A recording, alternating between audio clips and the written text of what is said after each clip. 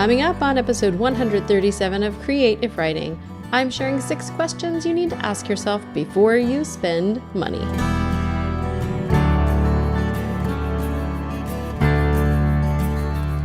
I can't go back to sleep, it's almost light.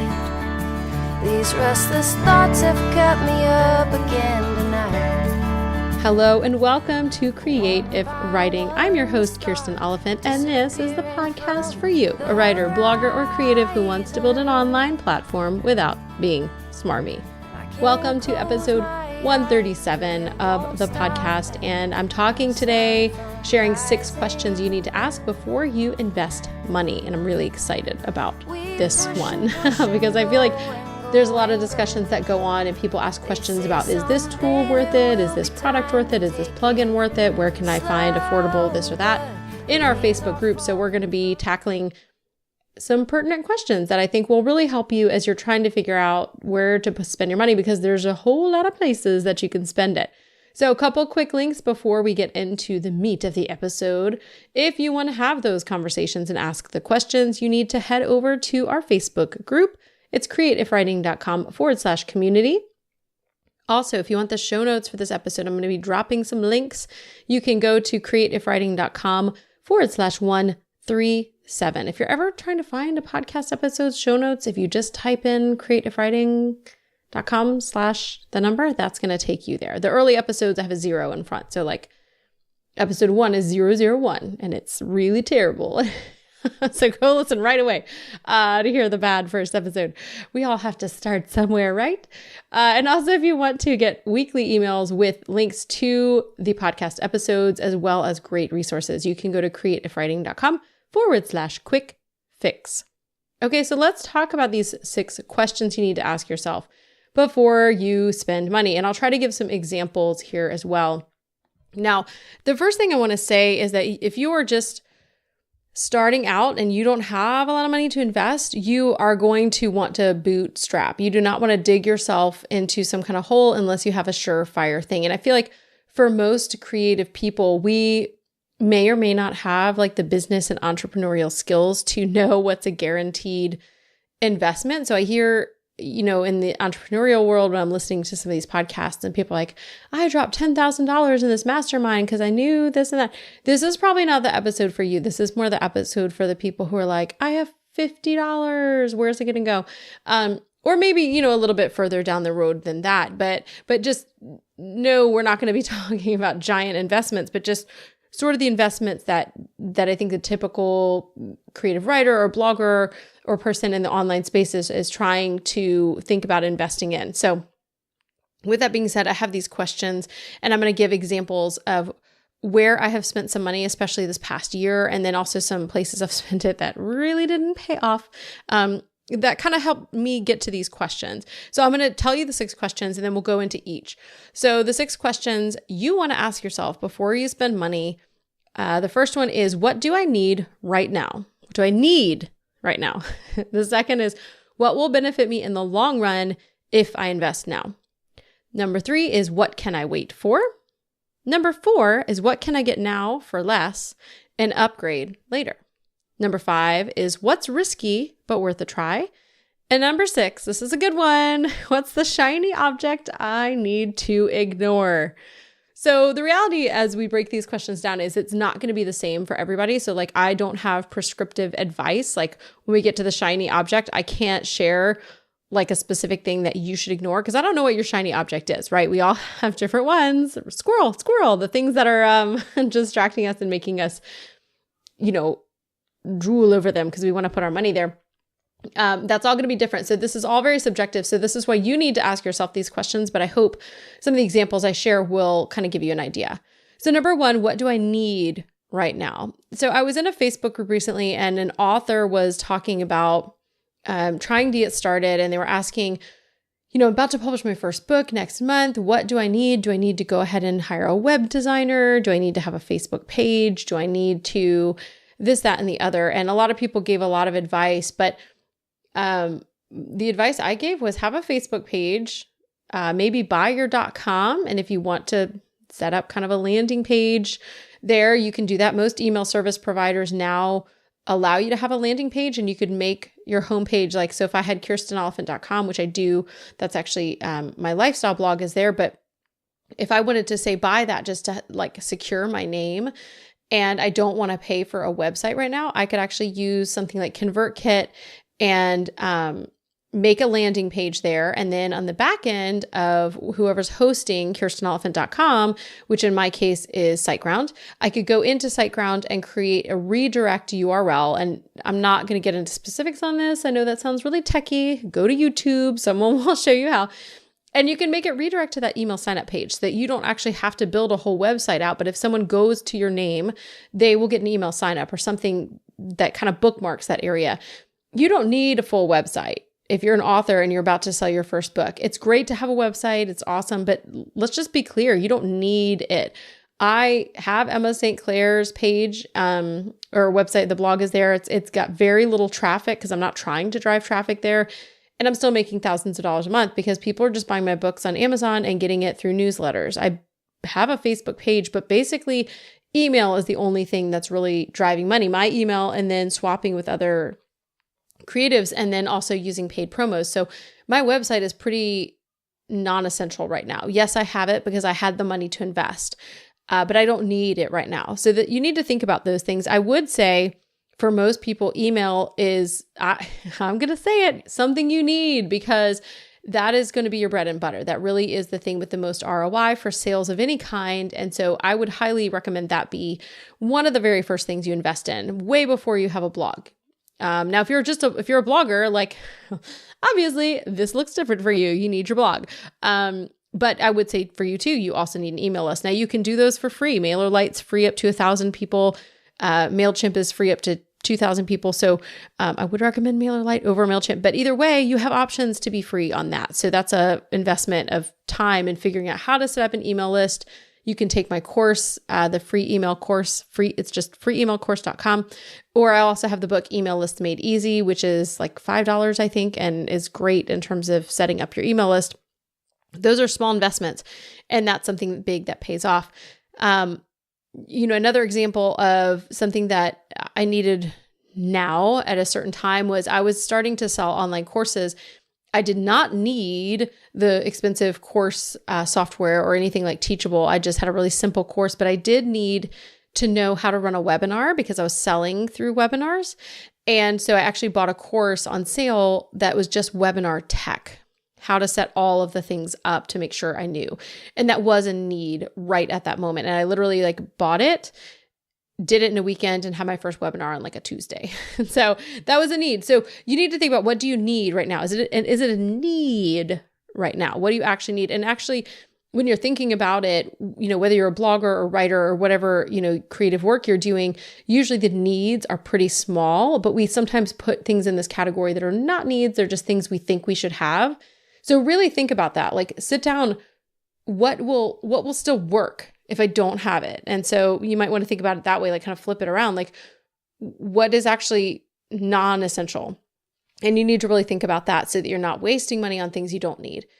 So second question is, what will benefit me in the long run if I invest now? So some things are worth investing in the beginning, even though they're not going to pay off. I'm all about ROI, the return on investment. And so when you're starting out, you have to realize that sometimes the ROI is going to be a long way off. When I started building what I like to call the Emma Empire, and sorry I'm talking so much about this. This is just what I'm working on now, so it's the easiest example. But building up this whole fiction, the pen name, I started in December really, but it was a very slow start. And starting in the beginning of 2018, I started investing money into building my email list. And I don't ever recommend buying subscribers, but there are some really great opportunities to have a freebie and then pay to be a part of different promotions that will help you gain subscribers. And so I think I invested a couple $100 and ended up getting, at this point I have 2,500 email subscribers. Some of them came organic through books, but a lot of them came through these freebies where I created a book or sample of a book or something like that, and then paid to be a part of a promotion that was widely distributed. So the company distributed it, other people distributed it. And so it was getting more eyeballs than I could personally get. Because again, I didn't have the website up. I wasn't doing things with that. And if you just have an email sign up on your website and no one's coming to your website, your email list isn't going to grow. That's just life. And if you're not selling any books, it's kind of a chicken and egg problem, right? If you're not selling any books and your email signups are in your books, you're not going to grow your email list. But if you want to grow your email list, sometimes it pays to invest in something that's going to help you. And so using services, and I think, paid promos through my Book Cave, and then another one's called Book Sweeps. And there's one more that I can't remember the name of, but investing in those, it felt like a lot because I knew I wasn't going to get my money back right away. But in the long run, again, like I said, email has the best ROI in terms of sales. Today, I sent out an email, immediately saw a big bump in sales. And so this is something that I knew was not going to pay off right away, but it was going to pay off later. And so I feel like for the first half of 2018, I wasn't investing a lot. So each of those was maybe like $60. I think I invested maybe, like $200 total for those 2,500 subscribers. And when you consider the fact that people are dumping money into Facebook ads to try to grow their list, this was a much more surefire investment to me. So that's something else to kind of think about. So I invested in some things that were not helpful then, but in the long run, they are going to pay off, and they already are paying off. What can I wait for is the third question. And this is one that I was trying to think of what are some of the things that I have waited for. One of the big ones I think is controversial. And this, again, doesn't work if you're a blogger because you really need your website, but an awesome website with a custom design or a custom logo, designer logo, your own like banner and header up top. Those are all things that honestly, most of the time you don't need. I feel like, again, if you're a blogger, this is looking a little bit different, but you still may not need a designer logo. It could be something really simple, like having the name up at the top, or maybe paying somebody on Fiverr. This is kind of going into that next one, but like paying less now to get a small logo and get started. Because I do know people who are like, well, I can't afford to get it perfect, so I'm not going to start. Well, what are you missing out by not starting? You're missing out on eyeballs. You're missing out on growing your readership. You're missing out on sharing content, all because you're waiting until you can afford a custom blog. And I'll say, I actually did have a designer when I switched over from stillhatepickles.com to kirstenoliphant.com. I had a designer and I really hated it in like 6 months. And then, I had to basically strip the whole site down because she'd done custom CSS on the back and I couldn't mess with that. So because I had paid someone to do custom work, it was really hard to undo it. And that was just really something that in hindsight, I was like, why did I do that? Why didn't I just keep it really simple? Why didn't I just have a pretty plain website? Because really, honestly, people, they're not going to really be distracted by a plain website, but they might be distracted by a poorly done designer one. You can use a website like Squarespace, which I think I would highly recommend if you're not ready to take on WordPress, if you can't afford a designer. Squarespace makes it really easy. It's very drag and drop. It's very professional, from the get-go out of the box. If you Google, or I'll leave it in the show notes, Megan Minns, M-I-N-N-S, has a really great free Squarespace course on how to set up your Squarespace website. And it's fantastic. And it's very easy, and will help you get set up for way less. I think it's maybe $9 or $10 a month. Yes, WordPress has so many, WordPress.org, not .com, where you're self-hosted, has so many plugins and great tools. But if you're again, we're talking about just starting from the beginning. What can you wait for? You can wait for the fancy WordPress site with a custom logo and the custom design. This is just, again, I don't want to be prescriptive. You may need that as a blogger. You may need to have that awesome design. But for many of us, that doesn't have to be the thing. Or let's get into question number 4. What can I get now for less and upgrade later? So maybe for now, you go into Squarespace, okay? And again, as a blogger, maybe what you need to invest in now that'll pay off later is that custom design. But I would highly recommend, and this is a whole other show in and of itself, but working with a designer, if they're doing super custom CSS coding, if you ever want to change anything, you're going to have to pay that designer again. So I highly recommend, I used Mary Dennis from wptechcafe.com. I recommend her to tons of people. And I have another friend, Christy, who is just starting, I think it's Media Texan, and I'll leave the link to that in the show notes. But having someone build a site for you where they make it look pretty, but they're using the existing plugins so that you can change things, or using something like Beaver Builder, or a Genesis framework, where if you want to change things later, you can kind of YouTube it and figure it out where you're not going to have to go and change code, which is something that is really hard to do if you have a custom design from a custom designer. So some other things you can get now for less and upgrade later. This could be something like, right now I'm paying very little for my book covers. I still think they're awesome, but in the future and for some other book covers I have, I'm going to invest more, but I basically don't pay more than $50 for a book cover. And I will say that I think book covers are one of the most important things for a writer that you can invest in, because people aren't going to buy your book if your cover sucks. Just, that's life. Get over it. I know a lot of writers are like, but it's about my words. Well, yeah, no one's going to read them if your cover sucks. Just, that's life. Okay. Hard life lessons for you today in episode 137. They're not going to buy your book. Your cover sucks. It's the exception to the rule that people buy a book with crappy covers. So don't have a bad cover. But again, you don't have to spend $300, $500, $700. And I hear of people doing that, and they're like first-time authors, and they're like, I'm never making any money. I spent $1,200 on my book and it made $50. And they're spending the top of the line for everything. And you don't have to do that. Now, some genres, you do need to pay more, but like some of the ones that I'm writing in, you don't have to have a $300 or more cover. You can have a great cover that's going to sell well. That's $50. So I'll leave some links to places that I like in the show notes. Go on Write is one I really like, where it's pre-made covers. And what that means is he has covers he's already designed with fonts and everything else on there. And once you buy it, he takes it off. So like you're not going to find it again. But book covers, I'll say this too, is that a lot of the stock photography is used over and over again. I'm in a Facebook group with a girl who published a book before one of my books, and we have basically the same cover. We have different fonts and a little bit of a different cropping, but we use the same image because it was a commercially licensed stock photo that neither of us bought exclusive rights to. And so our book covers are kind of the same. And that's just part of life. Because again, I'm not paying $300, $500 for custom designed, covers. I'm getting custom covers, but I'm paying for $50 ones where we're getting the commercially licensed pictures somebody else may use. So tip, if you're going to do that, maybe have your designer flip it or crop it or do something else so the book cover will look a little different if somebody else is using the same one. Just life lessons I'm also learning there. So a lot of things you can get for less now and then upgrade later. And that's a good thing to consider. The next question, number 5, is what's risky but worth a try?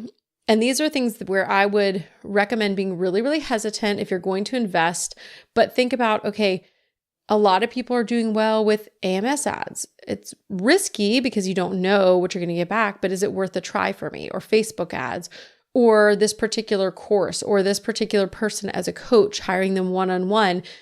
You may not be guaranteed any kind of results, but you feel like it's worth the risk, like it's a healthy risk. Other people, and I would say when you're going to use one of these, you want it to be something other people recommend.